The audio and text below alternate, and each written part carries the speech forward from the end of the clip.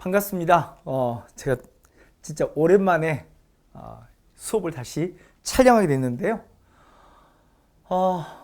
이 수업을 들어가면서 여러분들에게 좀 당부하고 싶은 말들이 좀 있어서 그 말씀을 좀 드리고 본격적 수업을 진행하도록 하겠습니다.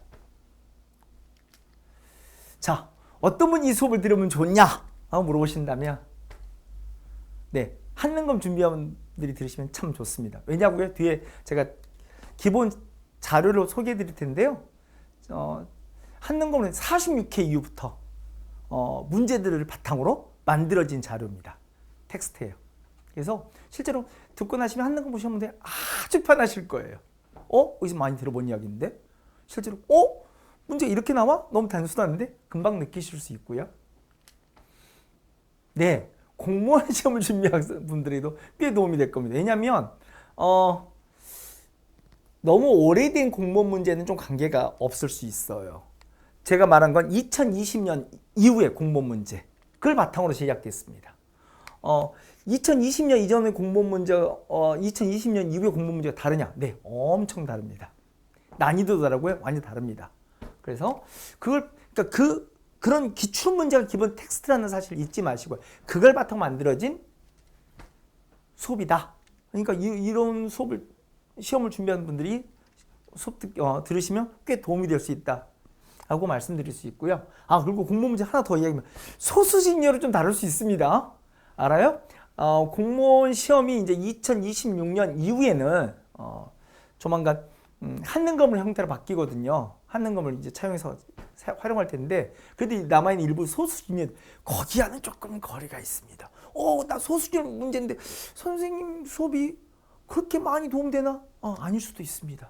그럼 미리 솔직히 말씀드리고요. 그리고 제가 이번 수업에서 가장 크게 들으셨으면 하는 분들은 이분들입니다. 교양 한국사입니다.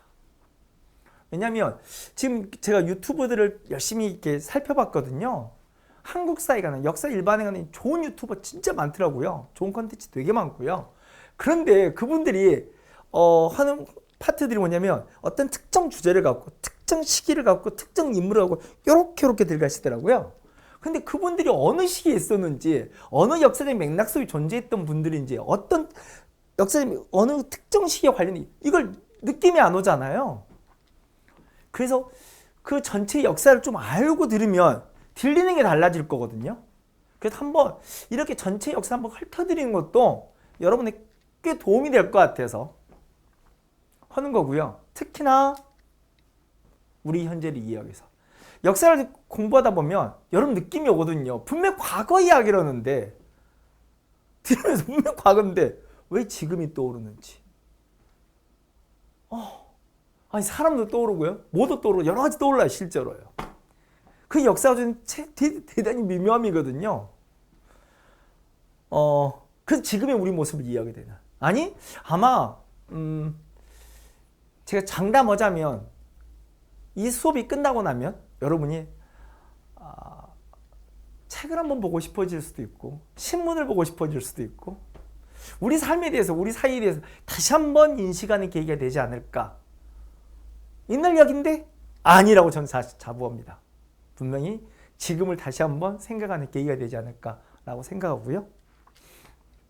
강의 방식이 뭐냐? 이번에 강의 방식이 엄청나게 바뀌었어요. 첫 번째 뭐냐면 이건 여러분들이 잘 아는 제 이야기인 거고요. 암기관 이해와 흐름?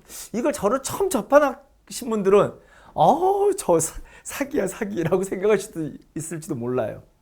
근데 제 수업을 들어본 학생들이라면 다 압니다.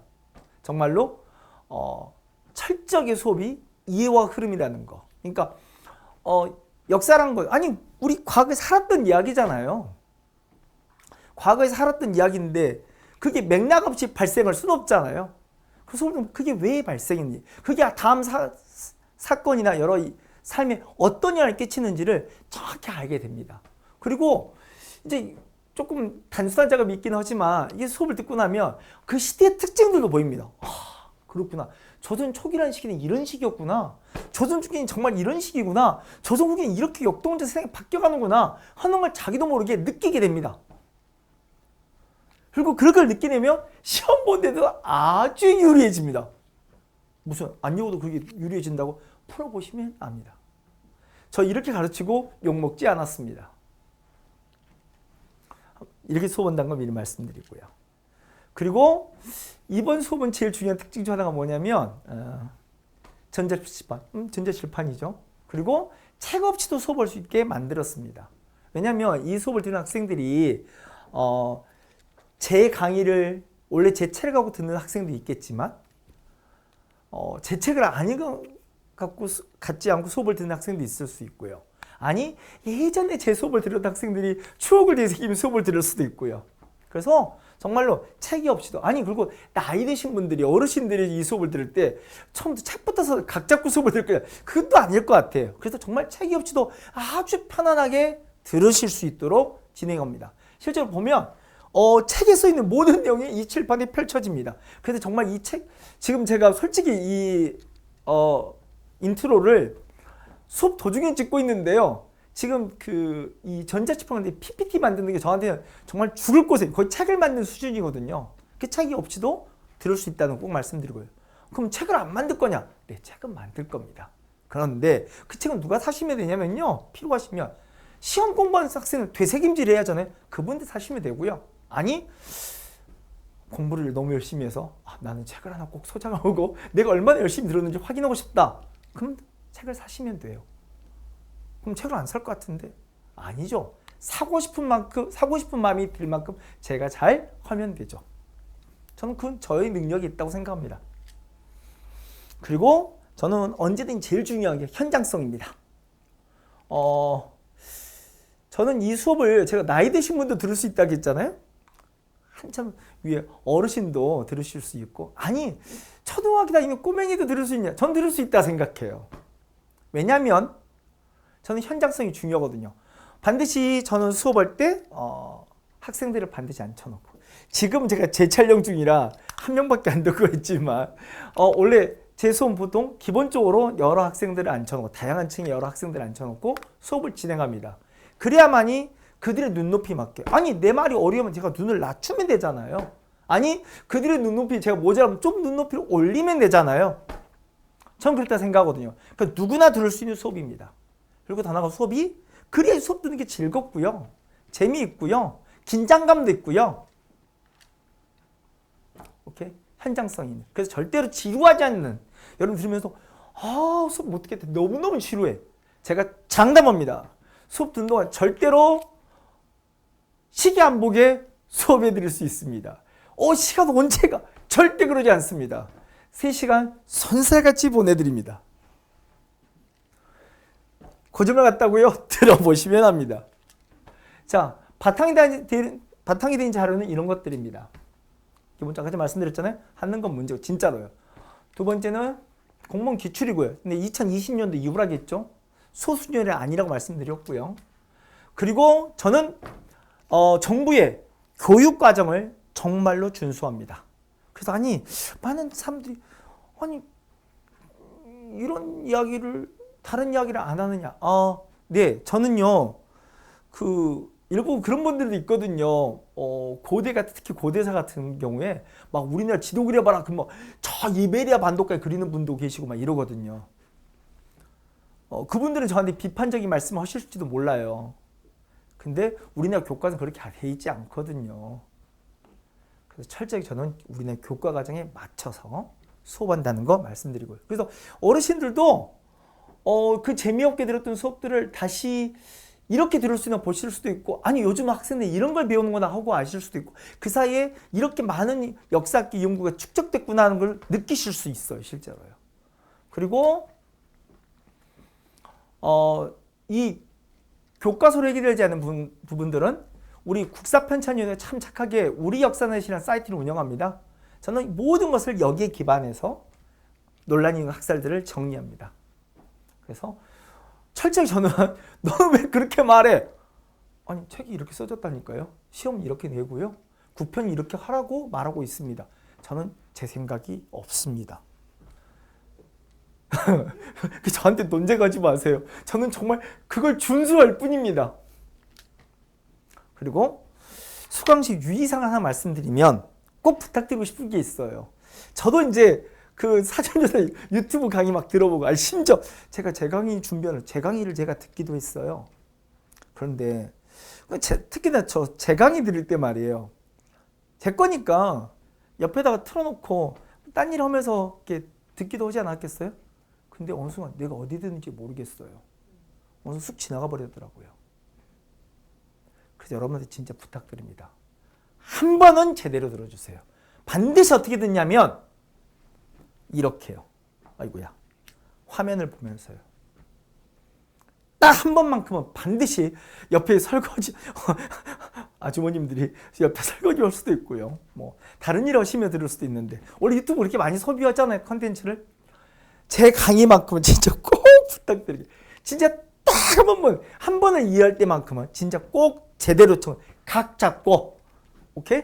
그래서 정말 화면 보고 어디서 듣든 간에 제대로 저 눈 마주쳐가면서 이 화면 보시면서 수업 들어주시길 진짜 간곡히 부탁드립니다.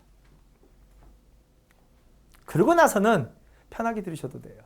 그때 제가 요구한 건 처음부터 예습은 바라지도 않습니다. 아니 여러분 아직 책을 안 갖고 이 화면 어떻게 예습할 방법도 없죠? 제가 원하는 건 복습입니다. 왜냐하면 제가 이렇게 한다고 했지만 수업 내용이 만만치 않을 거예요. 듣는 양이 들으면서 이야 장난 아니다. 그걸 내가 머릿속에 정리할 수 있을까? 저는 많은 걸 따로 외우라고 말씀드린 게 아니라 반드시 무엇이면 된다고요? 복습이요. 그 복습은 아주 편하시게 하면 됩니다. 한 번만 제대로 들으신다면 그 다음부터는 저 목소리로 들으면서 자장가 삼아 들으셔도 주무셔도 되고요. 근데 주무시긴 불편할 수도 있습니다. 혹은 샤워할 때 들으셔도 되고요. 식사하며 틀어놓으셔도 되고, 혹은 지하철이나 뭐 운전하시다 놓으셔도 되고요. 그렇게 반복해 들으시면 돼요. 그런데 다시 한 번 말씀드리지만 딱 한 번만큼, 첫 번째만큼은 제대로 꼭 저거 눈 맞춤 하시고 화면 보시면서 들어주시기를 간곡히. 제가 제 강의를 놓친다니까요. 제가 들어도. 여러분은 꼭 한 번만큼은 그렇게 들어주시길 간곡히 부탁드립니다. 그리고 너무 지금 제가 업데이트를 잘해야 되는데 너무 강의를 띄엄띄엄 듣지는 마시고. 그러면 제가 말했죠. 제 강의 뭐라고요? 이해와 흐름인데 그 맥락이 깨져요. 아니 전에 분명히 이게 이렇게 돼서 이렇게 되고 이렇게 되는지 알겠는데 갑자기 너무 뚝 떨어지면 왜 이러지? 이 느낌이 오거든요. 그래서 꼭 규칙적으로 너무 띄어서 듣지 않고 강의를 들어주시기를 간곡히 부탁드리고요. 그리고 마지막 끝까지 들어주기를 간곡히 부탁드립니다. 아니요. 솔직히 이건 여러분이 마음속으로 밀어내지만 않는다면 듣고 싶은데 그래 나 오길 안 들을 거야. 이렇지만 않는다면 저 끝까지 듣게 해드릴 자신이 있습니다. 왜냐고요? 듣다 보면 여러분이 듣고 싶어집니다. 그 다음이 궁금해집니다. 반드시 듣게 만들어 드릴 수 있습니다. 근데 여러분 스스로가 밀어내지만 말아주세요. 아니야 듣고 싶은데 안 들을 거야. 나 오기로 안 듣고 버텨볼 거야. 이러지 않으시면 제가 반드시 끝까지 들어드리겠습니다.